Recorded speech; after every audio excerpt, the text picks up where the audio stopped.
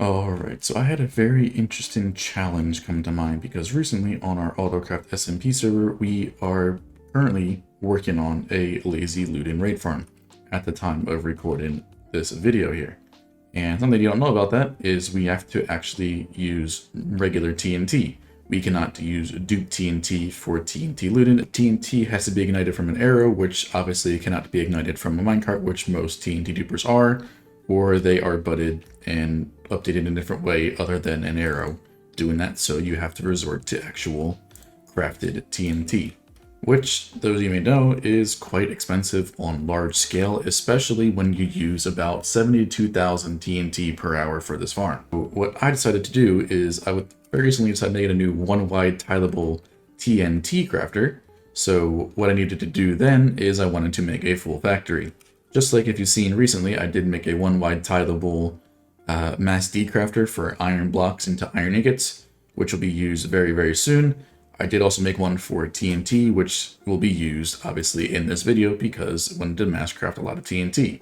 Now, yes, there are a bunch of mass crafters, especially with 117's instant shulker box unloading. You can do that very, very easily. However, as you can probably tell from my channel, or if you're new to the channel, I absolutely love autocrafting and itself. So I prefer not to use any mass crafters if we don't need to, because obviously this gives me a lot of time to actually develop and make my own systems, as they are not obviously done mainly anybody else on a larger scale or in a similar design process making a one wide tileable crafter. There are obviously other crafters, but my current goal right now with autocrafting is making one wide tileable just for the space efficiency of those crafters compared to some other 3 wide or 2 wide tileable. I do enjoy a nice challenge, so like I said, I will always take that when needed. So as you can see here, we have the fully finished system, but I want to break down the components before we actually go and build it in survival.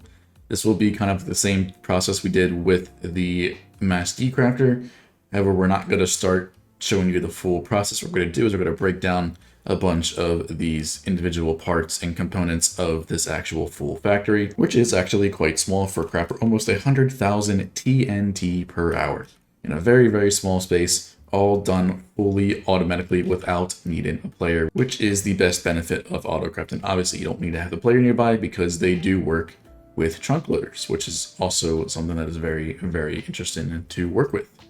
So yeah, let's go break down every part of this crafter right here, and then we'll show everything off and then actually go and build it in survival. So of course we need to start with the actual crafter here. This is my newest addition for a one wide tileable TNT auto crafter, and it also does have a built-in safety feature here. So as you can see, these comparators are off, which will then retract this. Fortunately, it is a toggle state for the simplicity of the crafter here, just for to make the smallest possible. And it does kind of have like a cool little heart shape at the top here, which wasn't really planned, but fits the AutoCraft theme because of the, the fire heart and everything like that for AutoCraft. But yeah, as you can see, very, very simple. This is one of the most simplest crafters you can do. The TNT recipe, all you need to do is alternate between sand and gunpowder each time. And to do this in a very, very simplistic way, we make use of update order. So update order is directional, so unfortunately you cannot rotate the schematic. Let me rephrase that. You can rotate the schematic, but however, depending on your direction that you rotate it, your gunpowder and sand dropper will vary. So if you were to rotate this 180 degrees, you would need to swap these two as well. And then if you want to test it anywhere else, you would need to make sure that if you do rotate in a certain direction, that the update order does work for the gunpowder first before the sand. So we can actually show that off here if you never know. So we'll show this off like this. If you were to, for example, we'll show off what the actual crafter uses here, which is the gunpowder on the left and the sand on the right. For when you actually paste the schematic in that I have here, it will update the north side before the south side, as you can see right here. So you got the gunpowder first, and then we have the sand all in the same time. So that's just down to how the game schedules the updates for the blocks that are there and get empowered from that. If we were to switch this, for example, and rotate it 90 degrees, depending on which direction you rotate it, as you can see with the gunpowder on the west side, it also still does update the gunpowder first. Now, if we were to rotate 180 degrees, for example, where This gunpowder would then go onto the right and the sand would go onto the left. You can see here, it does the same thing. If you were to rotate it 180 degrees and put this gunpowder on the left, sand on the right, you can see here that the sand, the north one updates before the south. That was the same case here. The north one updates before the south here, which is why if we needed to do that, we need to have the gunpowder on the left and the sand on the right.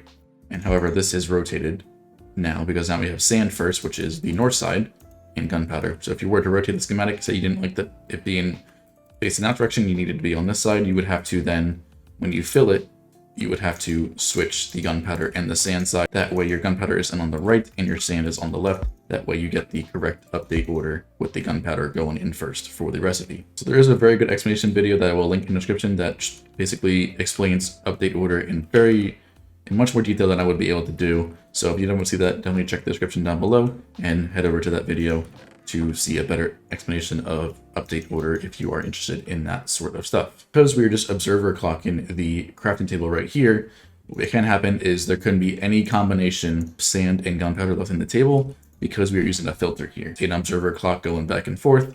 That way we can pulse the droppers at 4 game ticks, which is the fastest you can do a dropper clock, which is actually 2 times hopper speed, which is the fastest you can ever do for the dropper firing. So there is a decently max speed for this crafter, which this crafter actually crafts at 3600 TNT per hour while being 1 wide tileable.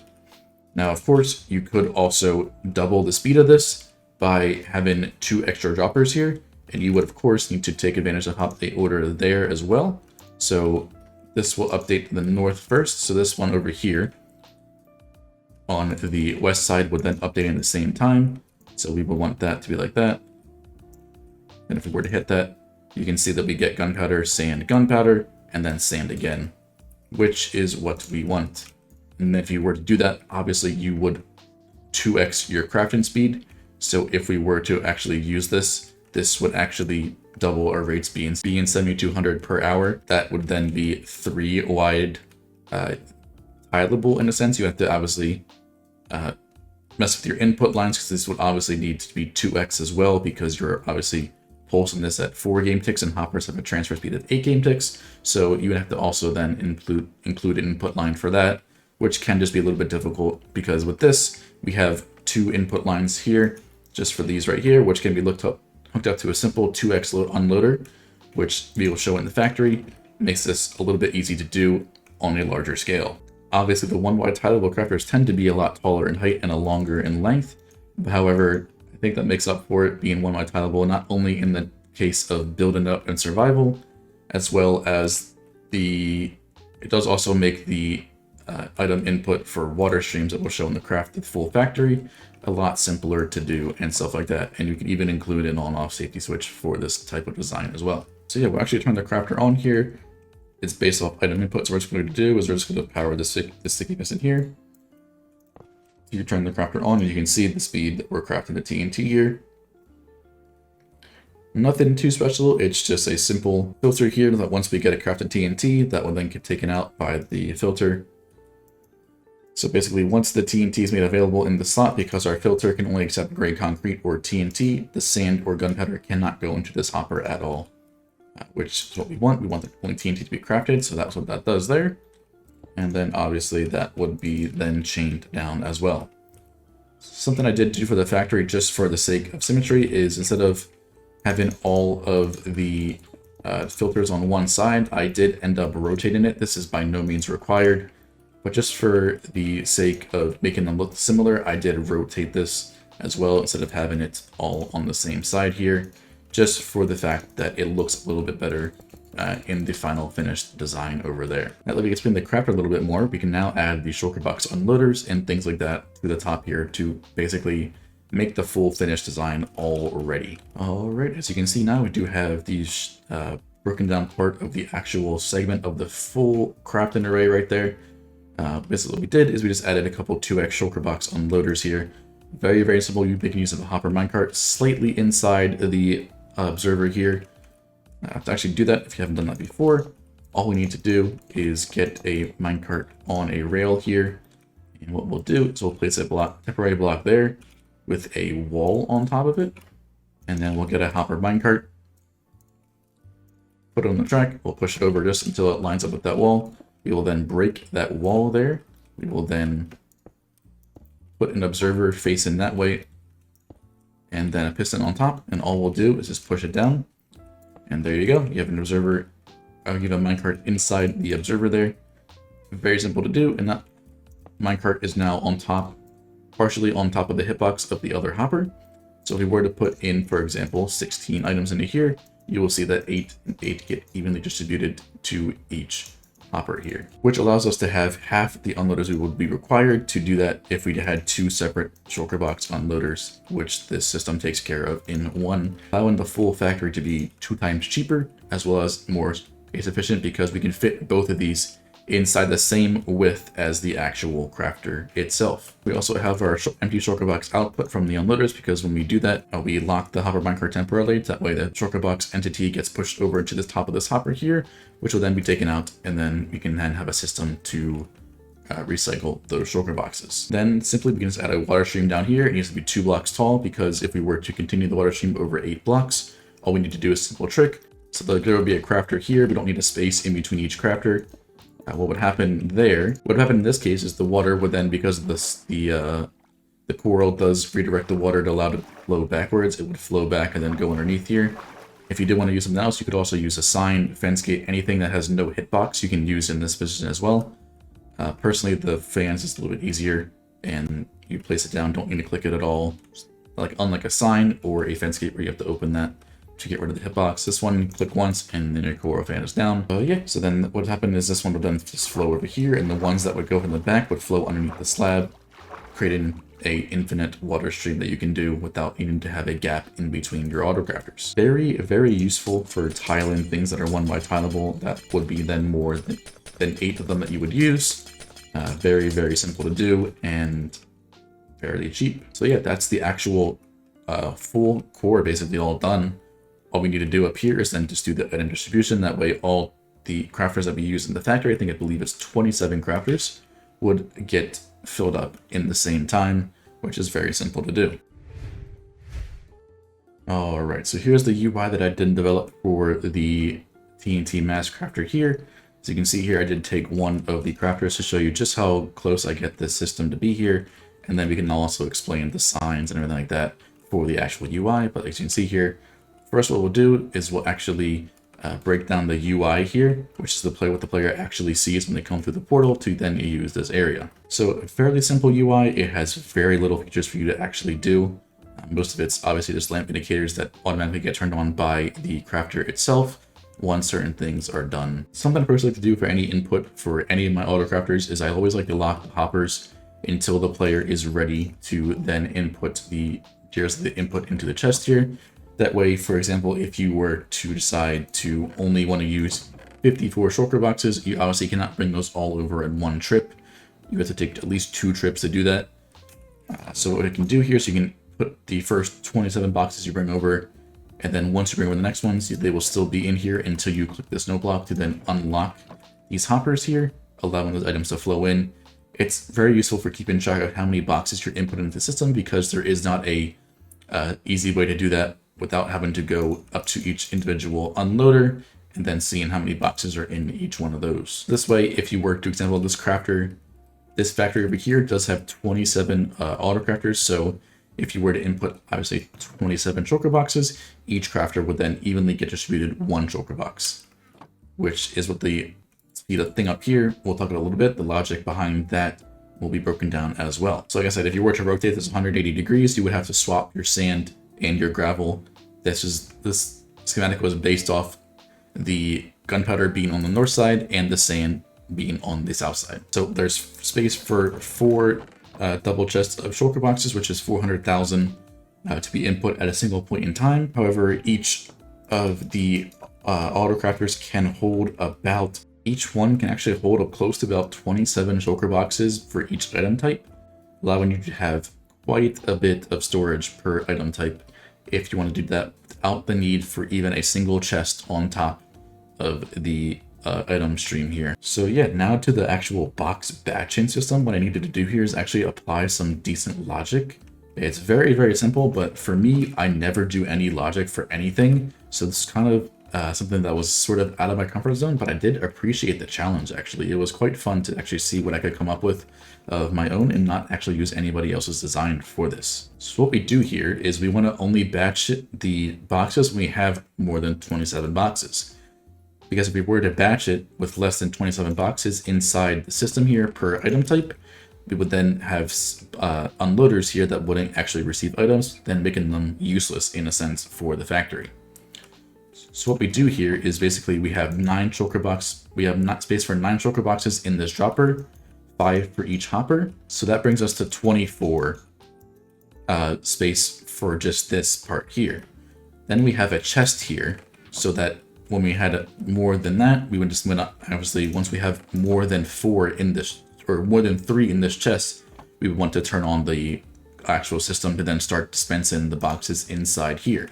That way they're not being wasted and just sitting here being idle and doing nothing when they could be inside the system here actually being unloaded or crafted into TNT, which is the intended purpose for the system here, is to then craft the TNT for us to then use. So very, very simply, we're using signal strength 1 in my composter. As you can see on the right here, we use fill level 1. That would basically give us the perfect amount of items inside of here before it would turn on.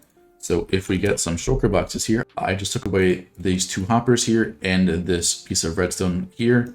That way, when we put 4 shulker boxes in here, you can see even if we put 3, it does not turn on, which isn't ideal, but I couldn't get any less than signal strength 1 from this. So what we had to do is if we get 4, that'll give us 28 instead of 27, guaranteeing that we would only dispense 27 shulker boxes inside the water stream for us to do. And then that's the closest I could get it to 27, unfortunately, without having to add another 28 crafter, or an extra crafter to make it 28 crafters, which I think could be a bit more difficult to keep track of. Personally, 27 is a very, very good number to use for any system that requires stuff like that input. Basically, once we reach that 28 fill level inside the chest here, we then push this over, which would then start the hopper clock here, which would then start the batching system of 27. With just 14 items inside this hopper clock here, we can 100% guarantee that we will only get 27 shulker boxes batched into this water stream here, which is what we want. Because when we had this at the end of the system here, we obviously don't want to waste any shulker boxes, so we only want to batch 27 because we only have 27 crafters inside the system. And to make this hopper cooldown actually work, we need to make sure that the first one and the last one are all grouped up at the same point here. That way, when we pull down this ice block here, we want them all to be grouped up together close enough that so that they all pass the hoppers at the same time or within 8 game ticks of the first item being picked up. That way each one can reliably get split up to all of the crafters individually without one crafter getting more than one shulker box at once. Sounds a bit difficult, but it's pretty easy to do. Yeah, so what we do here is this is just a bit of a delay circuit to then give us enough delay from when the last box gets dispensed for the clock to stop, and for it to get grouped up with all the other ones on this ice block here, before we would then retract this ice block, allowing the items to then start on their way to go to the unloaders. That's all this area is down here. I'd make use of a tick repeater, which is 8 game ticks, and an observer, which is 2 game ticks, alternating in a Slytherin snake pattern. That way we can get a little bit more delay without having to need to have a whole bunch of repeaters. Down here we use a little bit of observers and repeaters to get that sort of clean effect with the delay circuit here. And yeah, that's basically all we needed to do for this system here. It's pretty simple in terms of what we needed to do for this, because there's only obviously 2 item types, and then there's only 1 shulker box unloader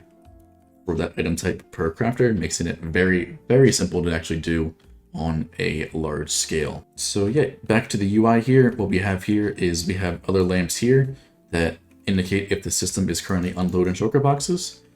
Ideally, also you could also add a lamp indicator for if the system is requesting gunpowder or sand.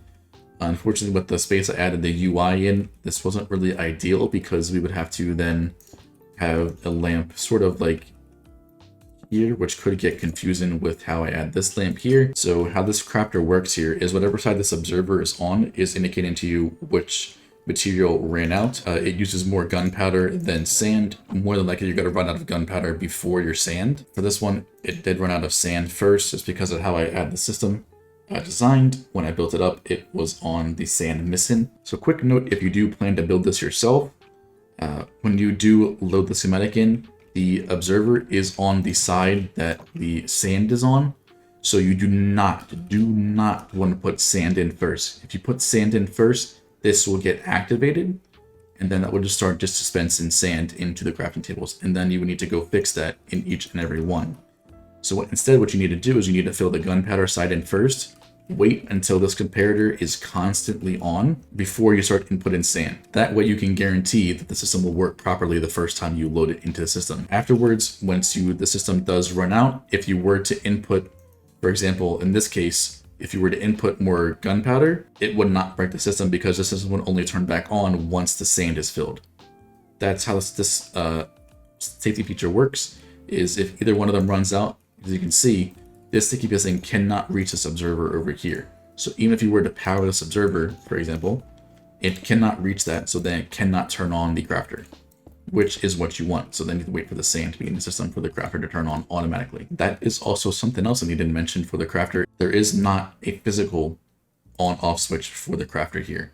Their crafter only turns on if both thresholds are reached for the sand and the gunpowder. But yeah, a couple more things for this UI. It's very, very simple, honestly. I think anybody can understand this here. This one is just the hopper locking on and off. So once you put the items in that you want to put in, you would just turn that no block off, which would then pull down these redstone blocks, and then also turn these lamps on to indicate to you that the hopper locking is currently active, or if it is off, like that, allowing the items to then flow into the water stream and be dispensed up into the batchers. Same thing for the gunpowder. However, there also is something down here, which will be broken down, which we will show in a little bit, but this is for your empty shulker box input for the actual shulker box loaders for your TNT. And this one here also will then lead to your chunk loading on off. This is not, you do need to remember, if you were to use this system to turn the chunk loading on manually, because the system does not automatically turn it on, unfortunately, with this design here. Now we have two more things here. We have our actual output of the TNT. This is split up into two sides for the sake of symmetry. You could do the same thing up top here if you wanted to do that, but this is your empty shulker box return, which of course, I love my lamp indicators, so everything inside of here does have a lamp indicator, which just makes it a lot easier for the player to see. Another cool feature of this is you would think that because we are posting an observer here, that this lamp would constantly be flashing on and off. However, that is not the case with the 2-tick repeater here, as you can see here. Even though we are constantly flashing this repeater here, because of the redstone lamp turn off delay, we can constantly just have a 2-tick repeater and then have these lamps always powered on. Then if we were to, for example, turn the crafter off, the lamps would also turn off. So yeah, that's the UI, basically everything all done.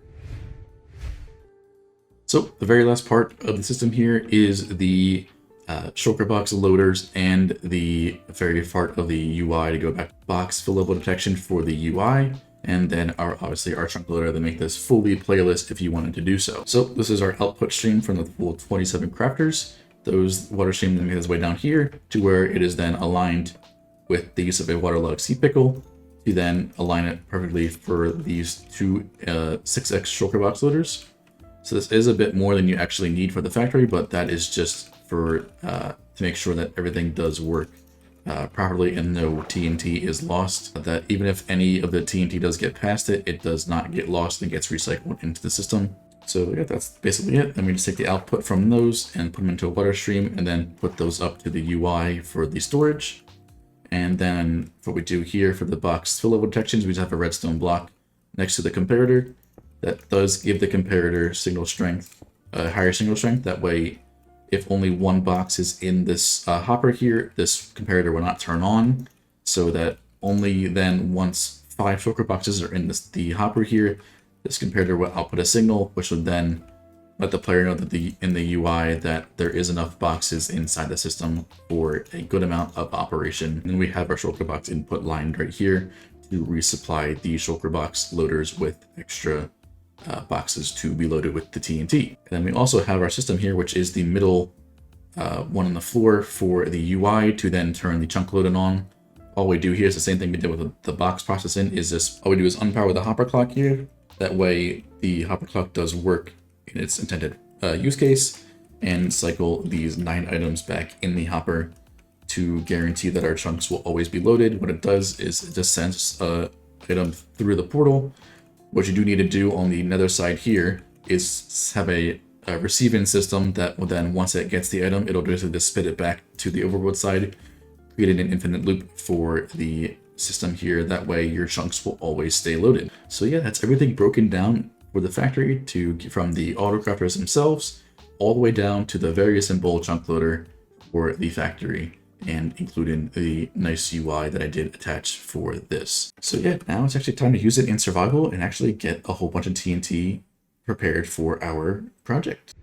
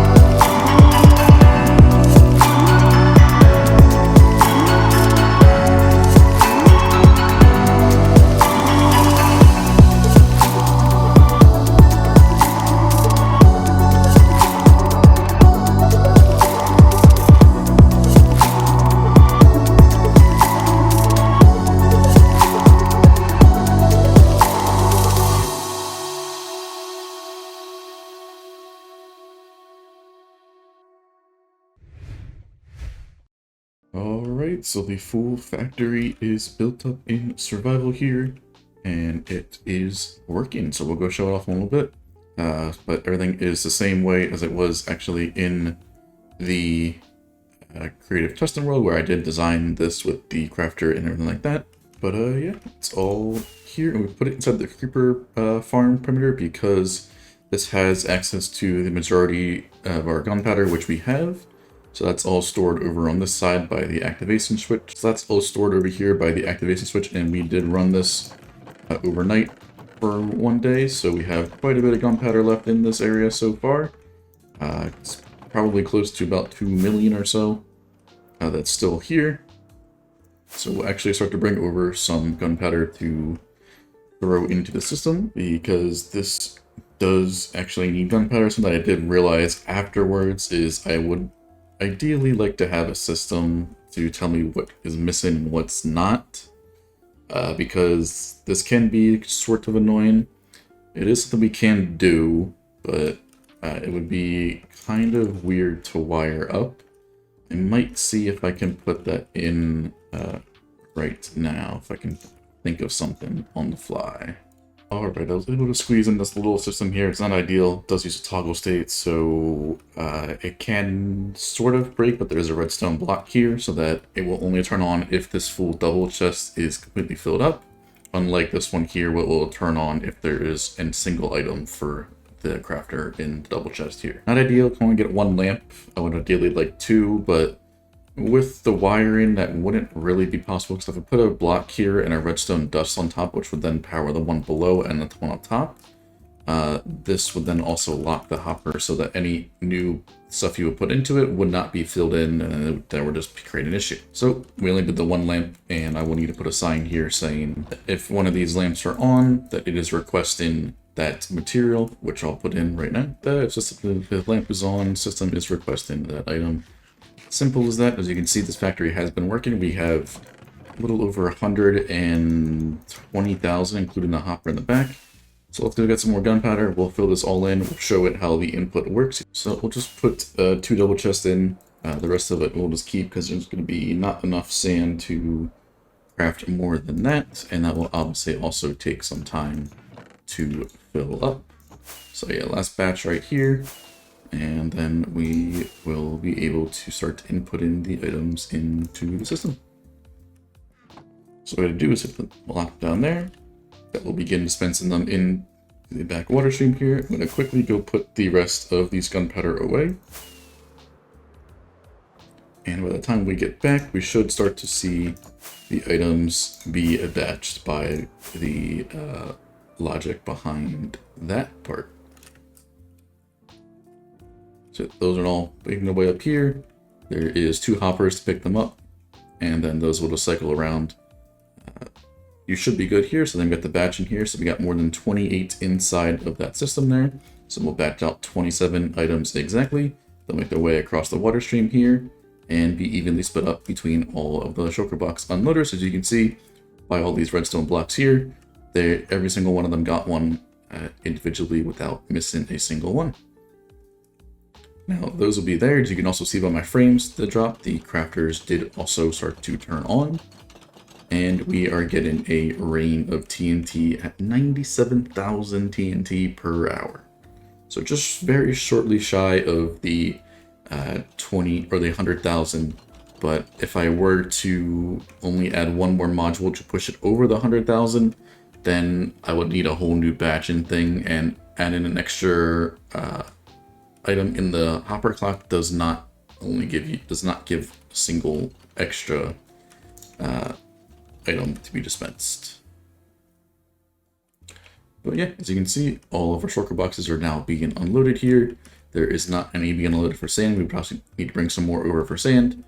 And as you can see here, all of the observers are rapid firing. And we have our main indicator here that the system is crafting. We have the unloaded one, and then it is still requesting it because this double chest is not completely filled. So yeah, that'll keep running. We'll place a bot here while this runs because I need to go do some other things. So we'll just spawn player TNT in this area, and then this will continue to run until it runs out, and will automatically shut off because there is no actual manual. There is no actual physical on switch here. It's all based off the materials inside the crafters, which we needed to do. Also, when I did add the switch, I needed to change this. There used to be a dropper, as you can see with the other ones, into a barrel, just for the sake of not powering the dropper in that place. That way we can actually still transfer items through the system. But yeah, all in all, nice addition to the creeper farm perimeter.